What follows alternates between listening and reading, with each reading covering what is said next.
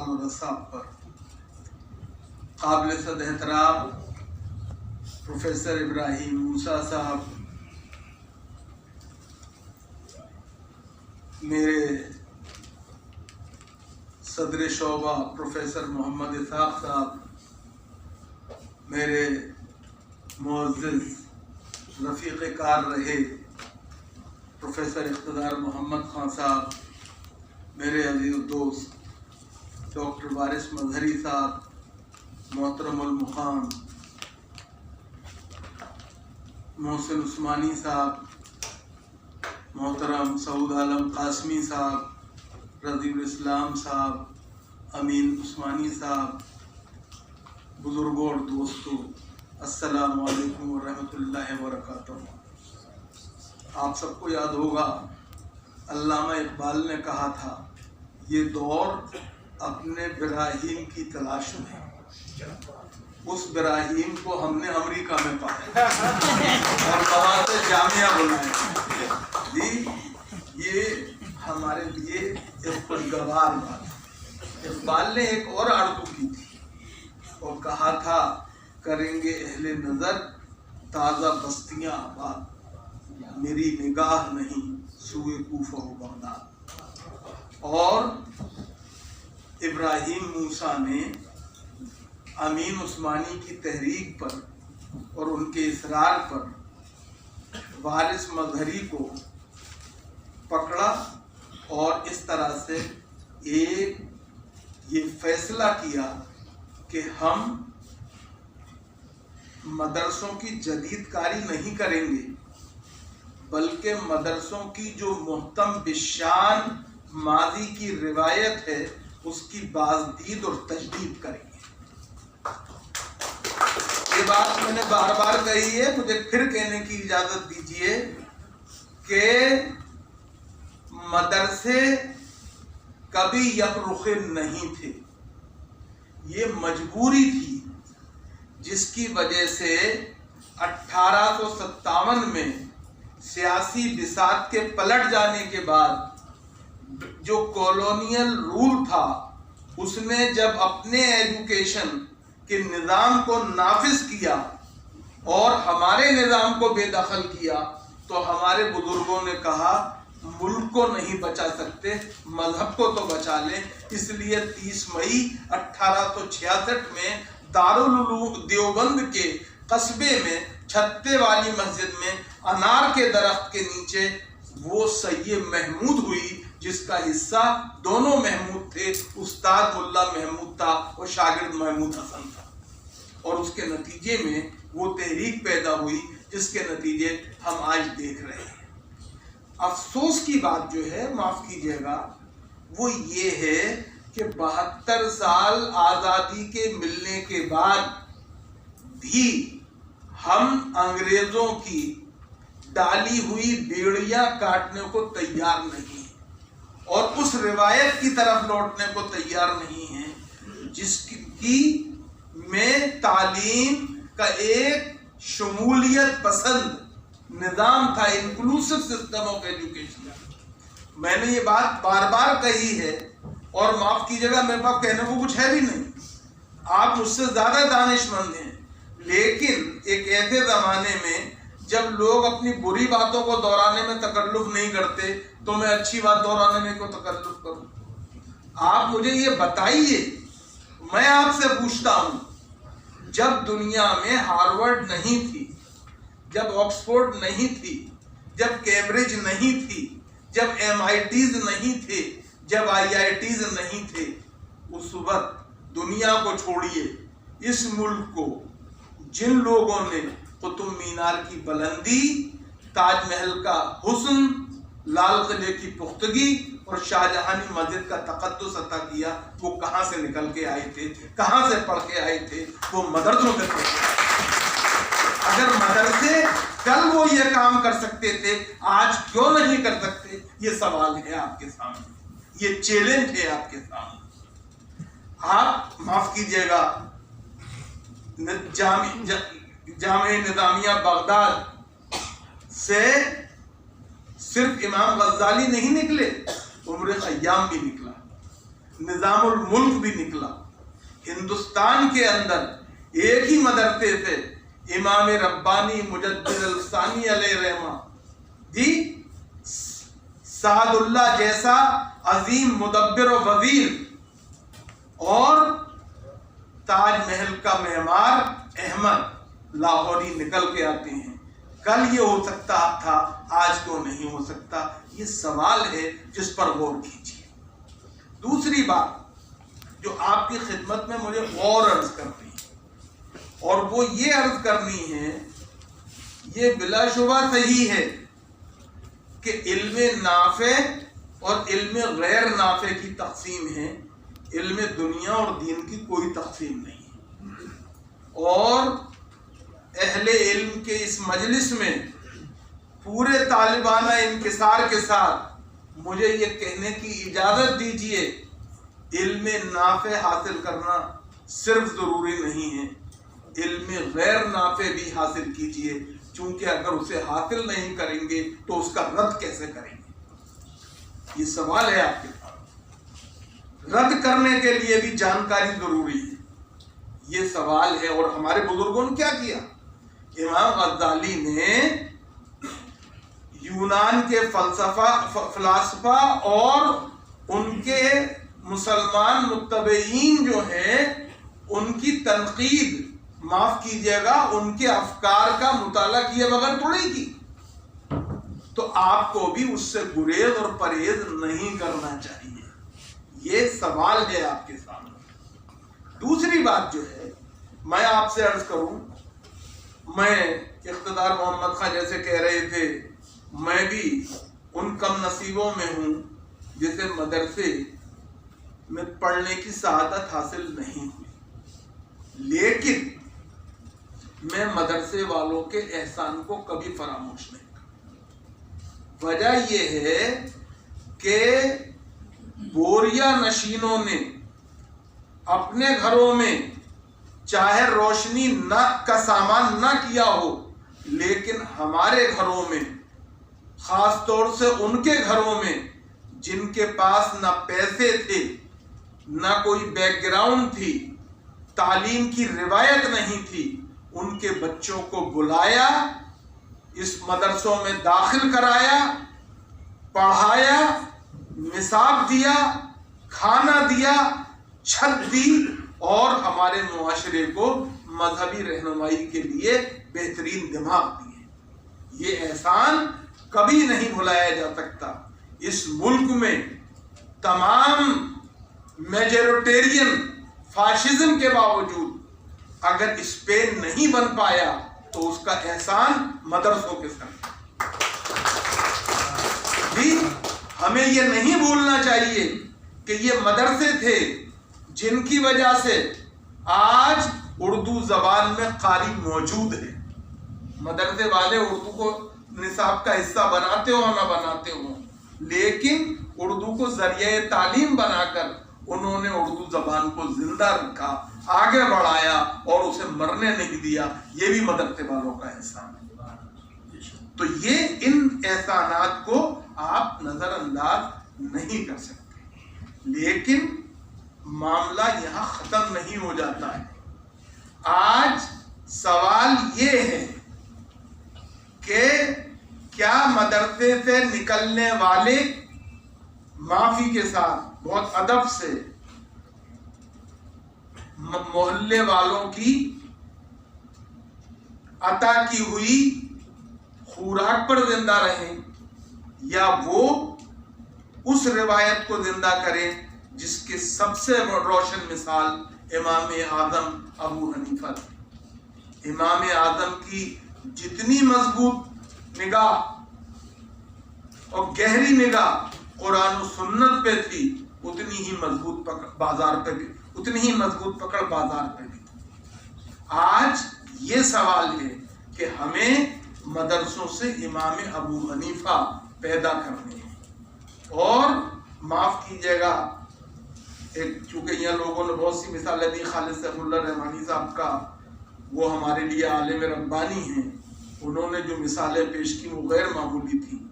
میں ایک امام اعظم ابو حنیفہ کے بارے میں اکثر تنقید کی جاتی ہے، اب تو کم ہو گئی ہے، وہ ان کے وہ فتویٰ ہے جس میں انہوں نے کہا کہ مفقود الخبر جو ہے اس کی بیوی جو ہے 90 سال انتظار کرے گی دوسرا نکاح کرنے سے پہلے۔ ایک بڑے سوشل سائنٹسٹ تھے، میں ان کا نام نہیں لوں گا، دنیا میں نہیں رہے، حیدرآباد کے ایک سیمینار میں انہوں نے صدارتی خطبہ دیتے ہوئے امام اعظم کی اس فتوے کی بنیاد پہ گھیرا بندی کی، مگر انہوں نے ایک کرم یہ کیا کہ انہوں نے کہا یہ میں صدارتی خطبے کے طور پہ نہیں کہہ رہا ہوں، اگر کسی کو اعتراض ہو تو اس پہ مجھے جواب دے سکتا ہے۔ میں طالب علم تھا، 1980 کے آس پاس کی بات ہے، میں نے ہاتھ اٹھایا اور میں نے ان سے کہا کہ مجھے بہت افسوس ہے کہ ایک سوشل سائنٹسٹ ہوتے ہوئے آپ نے اس فتوے کی اسپرٹ کو نہیں سمجھا اور یہ فیصلہ سنا دیا۔ اگر یہ فتویٰ نہیں ہوتا امام اعظم کا تو عباسی عہد اسلامی تاریخ کا گولڈن پیریڈ نہیں ہوتا، اس لیے کہ اگر لوگوں کو یہ معلوم ہوتا کہ 4 سال تک اگر ہم نے اپنے گھر نہیں آئے تو بیوی دوسرے کی ہو جائے گی، تو نہ کوئی اسٹیٹ ایکسپینشن کے لیے، ٹیریٹوریل ایکسپینشن کے لیے میدان جنگ میں جاتا اور نہ کوئی تجارت کے لیے بحری اور خشکی کے راستوں سے دنیا میں نکلتا۔ جی امام اعظم نے لوگوں کو حوصلہ دیا، ہمت دی، موٹیویٹ کیا کہ تم اسٹیٹ کے ٹیریٹوریل ایکسپینشن ہو یا اسٹیٹ کی پراسپیرٹی کے لیے ٹریڈ ہو، اس میں جاؤ اور 90 سال تک بھی نہیں آؤ گے تو بھی تمہاری فیملی انٹیکٹ رہے گی۔ ہمیں اس چیز کو اس طرح سمجھنے کی ضرورت ہے، یہ جاننے کی ضرورت ہے کہ بلا وجہ وہ نہیں کرنا چاہیے۔ تو میری جو آپ سے گزارش ہے، اور میں مبارکباد دیتا ہوں، میں ابراہیم موسیٰ جیسے لوگ جو ہیں ان کی اس لیے قدر کرتا ہوں کہ یہ رہتے تو امریکہ میں، سوتے امریکہ میں، لیکن خواب اسلام اور مسلمانوں کے لیے۔ یہ بڑی بات ہے، مجھے خوشی ہے کہ وارث مظہری جو ہیں وہ ان کے ساتھ جڑے ہوئے ہیں۔ یہ دونوں جو ہیں ہمارے لیے مثالی لوگ ہیں، اس لیے کہ یہ دونوں مدرسوں کے پڑھے ہوئے بھی ہیں اور جدید تعلیم کے پروردہ بھی ہیں۔ اور اقبال ہی کے لفظوں میں مجھے کہنے کی اجازت دیجیے کہ یہ نمونہ ہے اقبال کی اس خواہش کا کہ مشرق سے ہو بیدار، نہ مغرب سے حذر کر، فطرت کا اشارہ ہے ہر شب و سحر۔ یہ غیر معمولی بات ہے، اس کے لیے ہمیں ان کا شکرگزار ہونا چاہیے۔ انہوں نے جامعہ ملیہ اسلامیہ کا اس کے لیے انتخاب کیا، یہ بھی بڑی بات ہے۔ معاف کیجیے گا، جامعہ ملیہ اسلامیہ جو اپنے قیام کے 100 سال میں داخل ہو رہا ہے، اس سے بہتر کوئی جگہ نہیں ہو سکتی، اس لیے کہ جامعہ قائم ہی ہوا ہے شیخ الہند مولانا محمود حسن کی دعاؤں سے، جامعہ قائم ہی ہوا ہے رئیس الاحرار مولانا محمد علی کے جذبہ صادق سے، حکیم اجمل خان، مختار احمد انصاری، اے ایم خواجہ اور ذاکر حسین کے جذبہ ایثار سے۔ اور یہاں یہ وہ جگہ ہے کہ جہاں پر دین اور دنیا دونوں یکجا ہوئے اور انہوں نے ایک نیا ماڈل پیش کیا۔ ہم اسلم جیراج پوری صاحب کو فراموش نہیں کر سکتے، ہم عبد الواحد سندھی کو فراموش نہیں کر سکتے، ہمیں یہ بات نہیں بھولنی چاہیے۔ مجھے خوشی ہے کہ اسلامک اسٹڈیز کا ڈپارٹمنٹ جو ہندوستان میں 1975 میں قائم ہوا، جامعہ اسلامک اسٹڈیز شروع سے تھی لیکن ڈپارٹمنٹ 1975 میں بنا، اور اس نے پچھلے تقریباً 45 سال کے اندر جو نمایاں کارکردگی کی ہے، ذاکر حسین انسٹیٹیوٹ آف اسلامک اسٹڈیز میں کام کیا ہے، وہ غیر معروف ہے۔ طائبو، یہ باتیں تو میں نے کہیں، لیکن خوگر مدح کو تھوڑے سے گلے کی اجازت دے دیجیے، اور وہ یہ ہے کہ جس دین میں خود اللہ نے کہا ہے کہ جبر کی اجازت نہیں ہے، اس میں مسلکوں میں جبر کی کس طرح گنجائش ہو سکتی ہے؟ میں نے پہلے بھی کہا، آج بھی کہہ رہا ہوں، میرے لیے اعلیٰ حضرت احمد رضا خان فاضل بریلی ہوں، علی گڑھ کے پیر دانا سر سید ہوں، حکیم الامت مولانا اشرف علی تھانوی ہوں، ہمارے اہل حدیث کے میاں نذیر حسین محدث دہلوی ہوں، لکھنؤ کے غفرہ معاف کے گھرانے کے فقہ جعفری کے مذہبی رہنما ہوں، یہ سب عقیدتوں کے مرکز ہیں، عقیدے کا محور نہیں جی۔ ہمیں جس کو ماننا ہے اسے مانیں، کوئی پریشانی کی بات نہیں ہے، لیکن خدا کے لیے ایک بات کا خیال رکھیے، اللہ کا آخری رسول کافروں کو مسلمان بنانے آیا تھا، مسلمانوں کو کافر بنانے کے لیے آیا۔ یہ بات بہت ضروری ہے، اور اس لیے میں یہ کہوں گا کہ وہ ڈائیلاگ جو ابراہیم موسیٰ صاحب اور وارث مدنی صاحب اور ان کے رفقا غیر مسلموں کے ساتھ چاہتے ہیں، اس کا ایک ڈائیلاگ اور اس کا ایک منہج اور اس کا ایک محور جو ہے وہ انٹرا کمیونٹی ڈائیلاگ بھی ہونا چاہیے، یہ بہت ضروری ہے جی۔ ایک بات جو اور کہنی ہے وہ یہ کہنی ہے کہ ہم مسلمانوں کو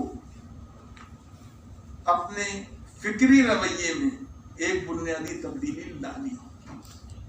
ہم آج کی اس دنیا میں جہاں چاہیں یا نہ چاہیں آپ، ایک دوسرے پہ انحصار ناگزیر ہو گیا ہے۔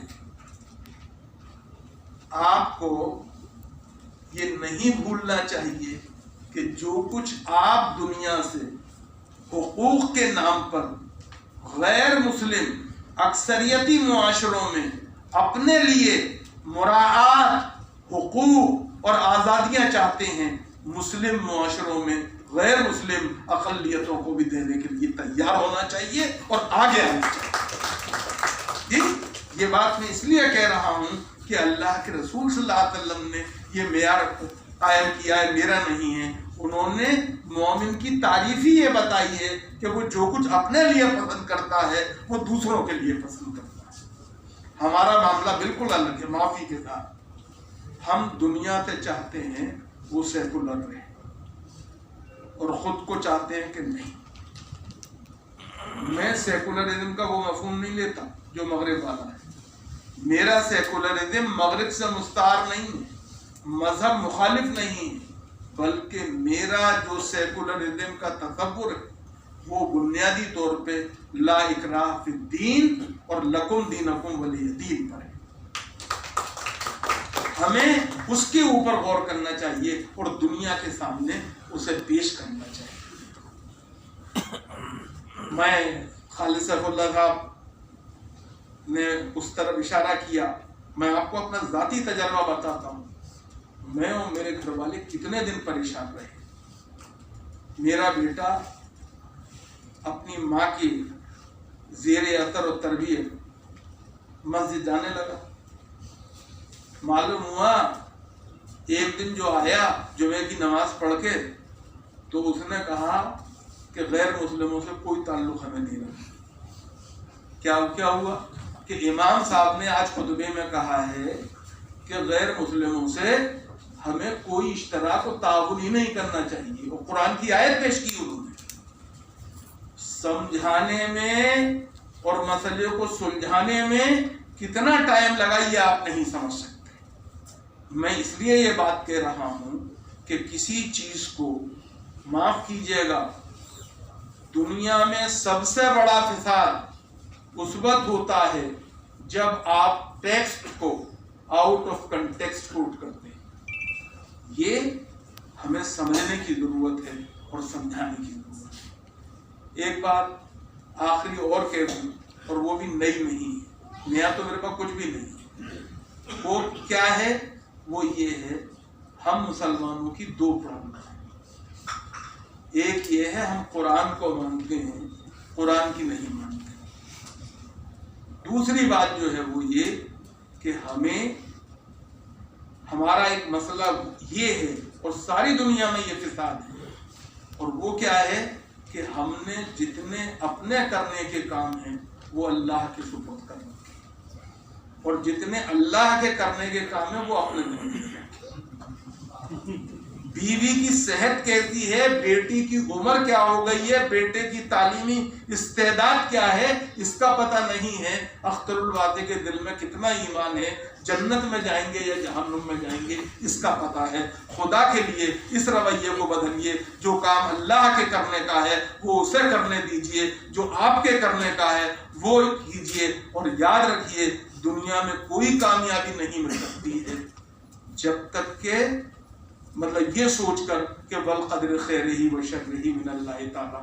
بالکل صحیح ہے یہ بات، لیکن یاد رکھیے یہ حقیقت اس وقت تک سچی ثابت نہیں ہوتی جب تک کہ قرآن کے اس فرمان سے نہ جوڑ لیجئے کہ لیس للانسان الا ما سعی والقدر خیرہ و شرہ من اللہ تعالیٰ۔ انسان کو کچھ نہیں ملتا اس کی کوشش کے بغیر، اس کے بعد جو نتیجہ ہوگا، کامیابی ہوگی یا ناکامی ہوگی، وہ اللہ کی طرف سے ہے جو ہماری تقدیر کا کاتب ہے۔ خدا کے لیے ان باتوں پہ غور کیجئے، اور جو اقتدار کہہ رہے تھے دینے والے بنیے، دینے والے بنیے۔ ہم بڑے فخر سے کہتے ہیں، اور جو ابھی میں نے خود بھی کہا کہ ہم نے اس ملک کو قطب مینار کی بلندی دی، تاج محل کا حسن دیا، لال قلعے کی پختگی دی، شاہجہانی مسجد کا تقدس ادا کیا، معین الدین اور نظام الدین کا عرفان عطا کیا۔ مگر یہ مت بھولیے جب تک آپ یہ سب دے سکتے تھے اس وقت تک ذل الہی بھی آپ ہی کو تسلیم کیا گیا تھا۔ آج آپ کیا دے رہے ہیں جو دنیا آپ کو خاطر ملا ہے؟ بہت